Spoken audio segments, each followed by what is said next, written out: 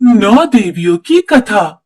प्रत्येक वर्ष साल में 2 बार ही बनाए जाने वाले नवरात्रों में माँ दुर्गा की पूजा उपासना की जाती है। इन 9 दिनों की उपासना में माँ दुर्गा के भिन्न भिन्न रूपों का अपना एक अलग ही महत्व है।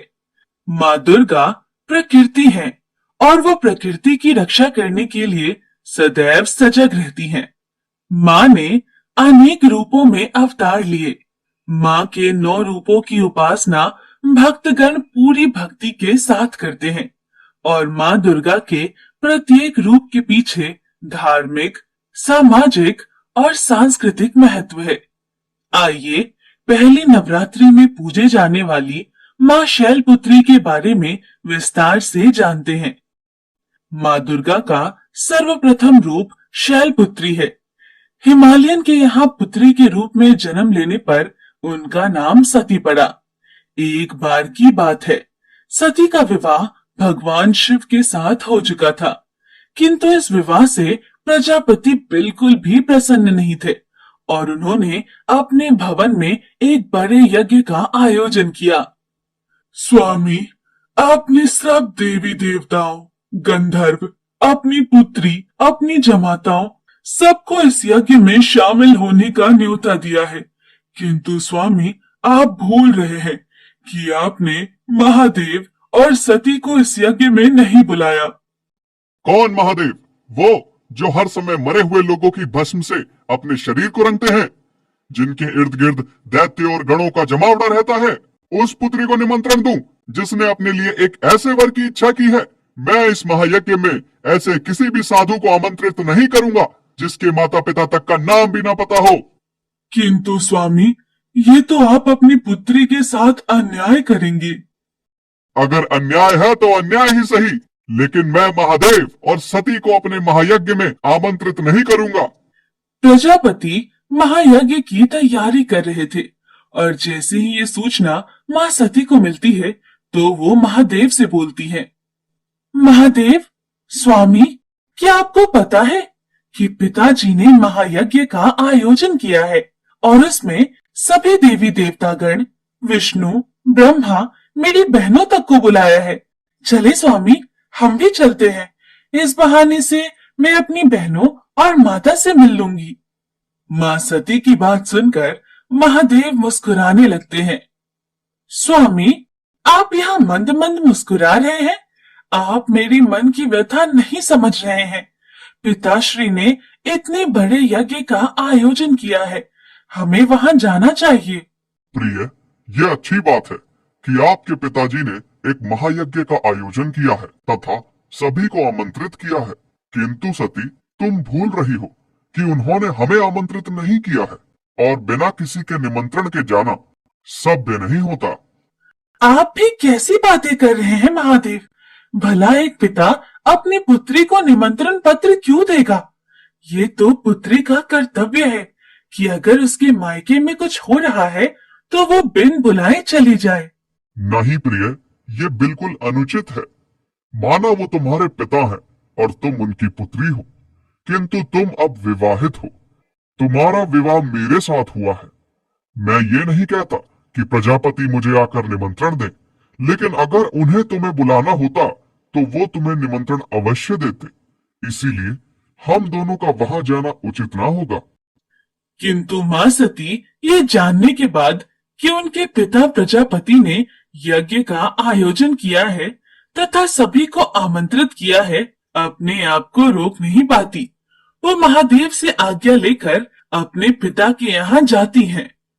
पिताजी, आपने इतने बड़े यज्ञ का आयोजन किया और अपनी पुत्री को नहीं बुलाया।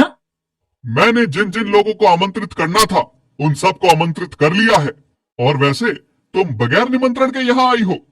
आप अब ऐसा तो मत कहिए। सती कितने दिल से आई है। आओ पुत्री, तुम्हारा स्वागत है। महादेव नहीं आए? माँ, मुझे जैसे ही पता चला महायज्ञ हो रहा है, मैं यहाँ आ गई। मैंने महादेव से कहा था, किंतु उन्होंने कहा कि बगैर निमंत्रण किसी के यहाँ नहीं जाना चाहिए। सती, तुमसे समझदार तो तुम्हारा वो पति ठहरा शमशान की राख को शरीर पर लपेट कर रहने वाले का मेरे यज्ञ में कोई स्थान नहीं है। पिताजी, आपको जो कहना है मुझे कह लीजिए, लेकिन महादेव के बारे में अन्यथा कोई भी अपशब्द मत बोलिए। क्यों ना कहूं? क्या वो इस यज्ञ में आने के योग्य है? भूत पिशाचों के बीच में रहता है, घर तक नहीं है उसके पास। मुझे तो तुम्हें भी इस हालत में देखकर आश्चर्य होता है। तुम भी उसके साथ साथ रहकर उसी के जैसी हो गई हो। देखो अपनी बहनों को, उनके पतियों को, सबके वस्त्र देखो, आभूषण देखो। आखिर उस अघोरी ने तुम्हें दिया ही क्या है? बस कीजिए पिताजी, मैं आपको कुछ नहीं कह रही हूँ, तो आप महादेव के बारे में कुछ भी बोले जा रहे हैं। सही कह रहे थे महादेव, मुझे यहाँ आना ही नहीं चाहिए था। जहाँ एक स्त्री के पति का अपमान होता हो, उसे उस स्थान पर रुकना ही नहीं चाहिए। तुम्हें मैंने वैसे भी निमंत्रण नहीं दिया था। तुम अभी इस समय इस यज्ञ से चली जाओ। अपना तथा महादेव का अपमान मां सती सह नहीं पाई और उन्होंने अपने पिता प्रजापति को दंड देने के लिए स्वयं को यज्ञ की अग्नि में स्वाहा कर दिया। उन्हें ऐसा करते देख उनकी बहन और माता चित्कार उठी और उधर महादेव को जैसे ही आभास होता है कि शैलपुत्री अग्निकंड में स्वाहा हो रही हैं, वो क्रोधित होकर महाराज प्रजापति के यहाँ उपस्थित होते हैं। सती के जलते हुए शरीर को देखकर भगवान शिव दारुण दुखी से दुखी हो उस यज्ञ को ध्वस्त कर देते हैं और मां सती के जलते हुए शरीर को हाथों में उठाकर दुखी मन से वहां से चल देते हैं। मां सती के शरीर के जलते हुए अंग जहां जहां पर गिरे वो धरती पावन हो गई। वही मां सती आगे चलकर हिमालय के यहाँ पुत्री के रूप में जन्म लेती हैं और अगले जन्म में भी वो भगवान शिव की अर्धांगिनी बनती है। मां शैलपुत्री के इस रूप में हमें अनंत शक्ति का आभास होता है। मां शैलपुत्री का वाहन गाय है तथा माता के इस रूप की आराधना करने से मनुष्य का चंद्रमा सही रहता है। वही दूसरा नवरात्र माँ दुर्गा के स्वरूप ज्ञान की देवी ब्रह्मचारिणी का मनाया जाता है। माँ ब्रह्मचारिणी की कथा मनुष्य को जीवन के कठिन क्षणों में संबल बनने की प्रेरणा देती है।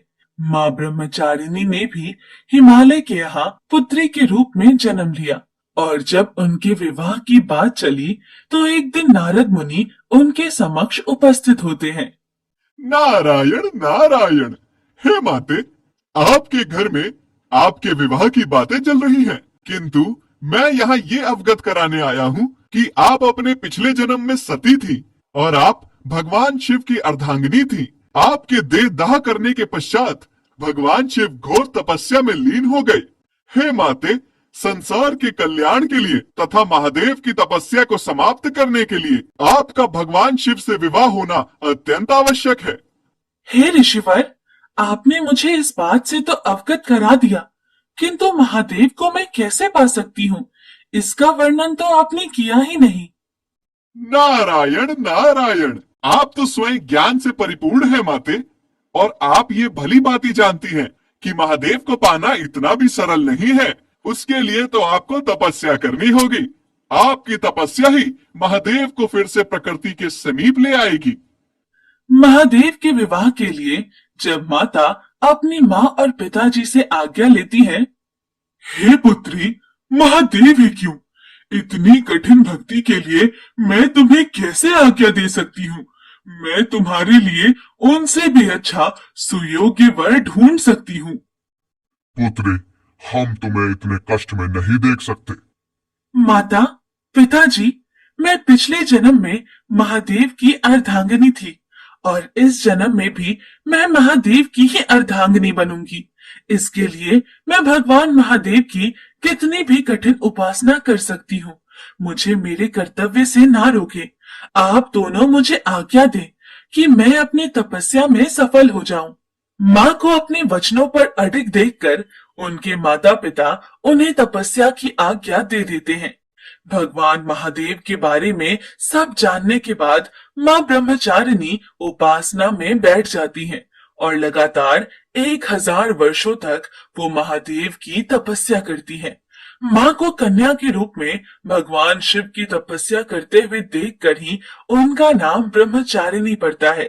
वो वर्षों तक केवल टूटे हुए बिल्व पत्ते खाकर भगवान शिव की आराधना करती हैं। फिर वर्षों बाद वो पत्ते भी खाना छोड़ देती हैं, जिससे माँ का एक नाम अपर्णा भी पड़ता है। माँ इतनी कठिन तपस्या कर रही थी कि उनका शरीर एकदम क्षीण हो जाता है। ये देखकर सब देवता चिंतित हो जाते हैं। तब भगवान ब्रह्मा सब देवताओं के साथ माँ के पास आते हैं। हे माते, आप हजारों वर्षों से महादेव की उपासना कर रही हैं।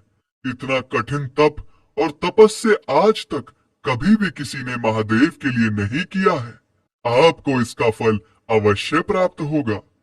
किंतु हे माते, आप बहुत ही निर्बल हो गई हैं।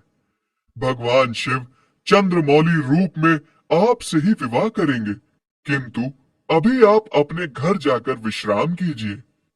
हे ब्रह्मदेव, मैंने जब उपासना का संकल्प लिया था तो ये प्रण भी लिया था कि जब तक महादेव स्वयं आकर मुझे इस तपस्या से नहीं रोकेंगे, मैं ये तपस्या कभी बंद नहीं करूंगी। किंतु हे माते, आप इतनी अत्यंत दुर्बल शरीर के साथ उपासना कैसे कर पाएंगी? मैंने आपके माता पिता को संदेश भिजवा दिया है। वो किसी भी क्षण यहाँ आकर आपको ले जाएंगे। मैं तब तक अपने घर नहीं जाऊंगी जब तक महादेव स्वयं आकर मुझे दर्शन नहीं दे देते। माँ अपने माता पिता को भी यही बोलती हैं तथा उन्हें वहां से चले जाने को कहती हैं। फिर वो वर्षों तक भगवान शिव की इसी तरह ही उपासना करती रही और एक दिन भगवान शिव उन पर प्रसन्न हो जाते हैं। हजारों वर्षों से तुम्हारी कठिन तपस्या ने मुझे विवश कर दिया है कि मैं स्वयं तुम्हारे सामने उपस्थित हूँ।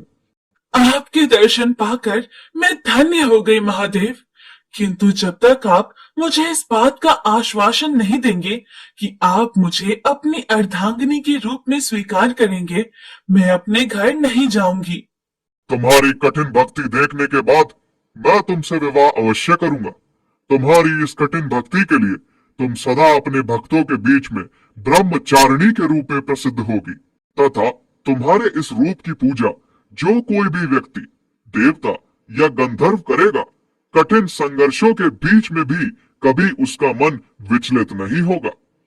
भगवान शिव के दर्शन देने पर तथा सभी देवी देवता भी उस समय वहां उपस्थित हो जाते हैं और भगवान शिव से आग्रह करते हैं कि वो जल्द से जल्द माँ से विवाह कर पृथ्वी पर हो रहे अत्याचारों को समाप्त करें। उसके बाद माँ ब्रह्मचारिणी अपने घर लौट आती हैं और कुछ समय पश्चात भगवान शिव का विवाह उनके साथ हो जाता है। माँ के हर रूप की अपनी एक अलग ही महिमा है। वो हमें कठिन से कठिन समय पर विचलित न होने का संदेश देती हैं तथा अपने कर्म को सर्वोपरि रखने का उद्देश्य भी देती हैं। और जो भक्त माता का स्मरण दिल से करता है, उसकी सभी मनोकामनाएं पूर्ण हो जाती हैं।